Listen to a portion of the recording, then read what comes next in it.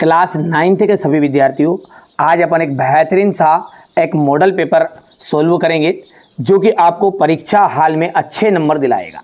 ठीक है, अच्छे से आप तैयारी करना चाहते हो तो इसी तरह के मैं 4 पेपर आपको बताऊंगा। मॉडल पेपर है, ये कोई रियल पेपर नहीं है, लेकिन हाँ आपके जो सिलेक्टेड क्वेश्चन जो बता रहा हूँ ना उसमें से बहुत सारे क्वेश्चन ये हुबहू रिपीट होंगे।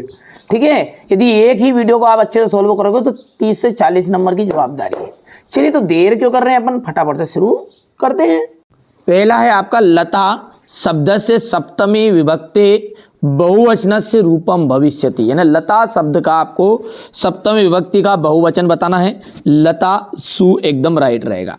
भानु शब्द से चतुर्थी विभक्ति रूपम भानवे। अधो लिखितेषु अव्ययी पदम नास्ति, तो इसका जाएगा पत्र। ठीक है भैया, चलिए आगे बढ़ते हैं। इसके बाद में जाएगा बालक शब्द से पंचमी विभक्ति रूपम अस्ति, तो बालक शब्द का पंचमी विभक्ति का रूप कौन सा है, तो बाल कात आ जाएगा। क्या जाएगा, बाल कात। ये आपका पहला आंसर रहेगा। अत्र पूजनम भविष्यति अस्मिन वाक्ये अव्ययी पदम, तो यहाँ पर आपका अत्र एकदम राइट रहेगा। फल शब्द से तृतीय विभक्ति रूपम अस्ति, फलेन। कितना जाएगा इसका, फलेन। गमिष्यसि इतस्मिन् पदे धातु अस्ति, तो गमिष्यति का कौन सा धातु रहेगा, तो गम। गम एकदम राइट रहेगा। यहाँ पर ऑप्शन की बात करें तो ये आपका ऑप्शन राइट रहेगा। प्रचार्य तस्मिन् पदे उपसर्ग अस्ति, तो प्रा उपसर्ग रहेगा इसमें। प्रचार्य में कौन सा उपसर्ग रहेगा भैयू, प्रा उपसर्ग रहेगा। गम धातु लट लकारस्य उत्तम पुरुष एक वचने रूपम गमिष्यामि। अत्याचारः इतस्मिन् पदे उपसर्ग अस्ति, तो देखो अत्याचार में आपका अति उपसर्ग रहेगा। कौन सा उपसर्ग रहेगा भैयू, अति। लट लकारस्य उदाहरणम अस्ति, लट लकार का आपको उदाहरण बताना है, तो ये आपका यहाँ पर पठती इसका एकदम राइट रहेगा। गमिष्यति इति पदे लकार अस्ति, गमिष्यति में आपको लकार बताना है, तो यहाँ पर लट लकार एकदम राइट रहने वाला है। अगला है आपकी जोड़ी। बेटा ध्यान से देखना है आप, तो है ना, मेरा उद्देश्य क्या है, आपको अच्छे नंबर आए, इसी उद्देश्य से यहाँ पर कार्यपन कर रहे हैं ना। चलिए, कवि संबोधयति वीणाम। बाला, बाला का जाएगा आपका टाप। गतवा में आपका कतुआ प्रत्यय है। कौन सा प्रत्यय है, कतुआ। गंतुम, गंतुम में आ जाएगा आपका तुमुन। और करनियम, करनियम में आ जाएगा अनियर प्रत्यय। ठीक है। वानिक पुत्रस्य नामा जीर्ण धना, तो ये जाएगा आपका यहाँ पर छठा। ठीक है भैयू, ये आपका हो गया इतना।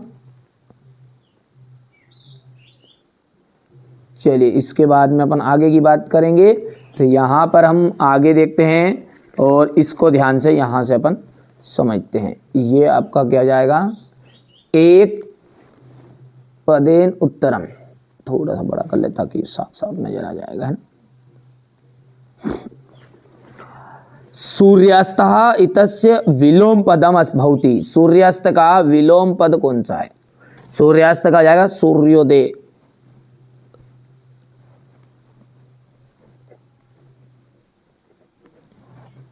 सूर्या इतस्य पर्याय पदम आदित्य।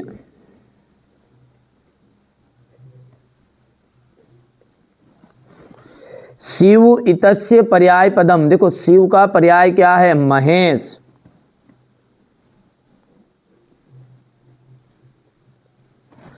प्रति बालका इतनेयो पदियो विशेषण पदम किम,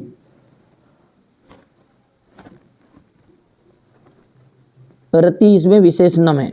श्वेत का विलोम पद क्या जाएगा, कृष्ण, यानी काला होता है।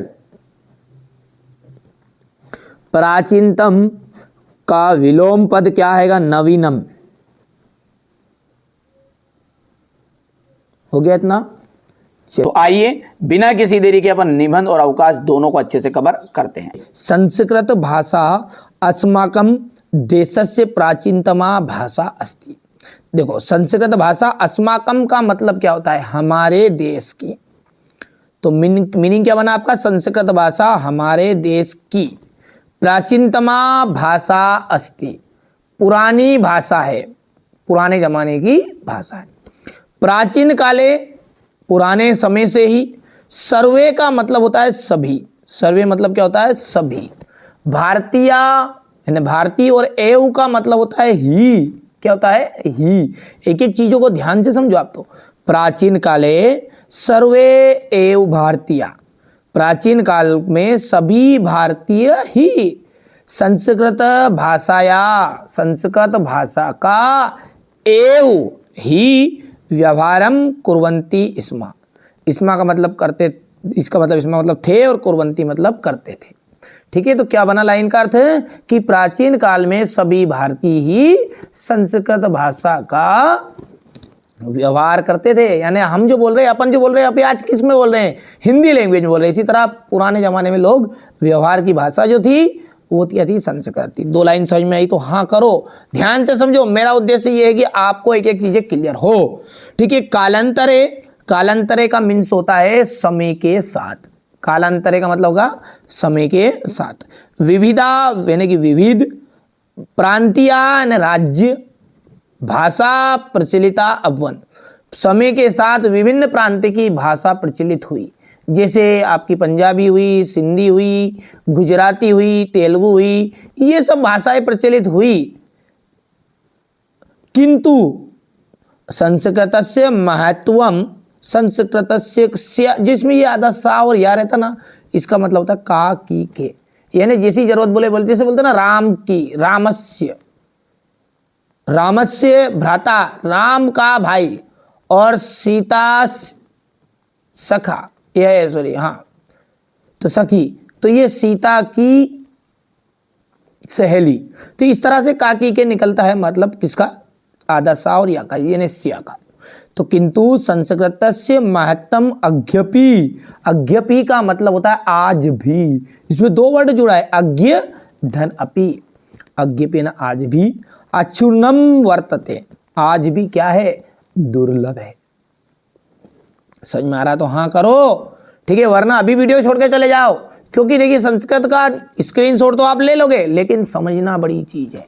और यदि एक बार समझ में आ जाए तो चाहे आप 10th में हो चाहे 9th में हो, ठीक है, आपको याद कराने की जवाबदारी मेरी, याद अच्छे से होगा। क्या बोली मैंने लाइन पहली, यहां से अपन फिर से रिपीट करेंगे, कोई दिक्कत नहीं, शांति से पढ़े। जिस बच्चे को सब्र और शांति नहीं है वो आराम से, वो जीवन में कभी सफलता नहीं पाएगा। संस्कृत भाषा अस्माकं देशस्य प्राचीनतमा भाषा अस्ति, संस्कृत भाषा हमारे देश की सबसे पुरानी भाषा है। प्राचीन काले सर्वे एव भारतीय संस्कृत भाषाया एव व्यवहार कुर्वन्ति स्म, प्राचीन काल में सभी भारतीय संस्कृत भाषा का व्यवहार करते थे।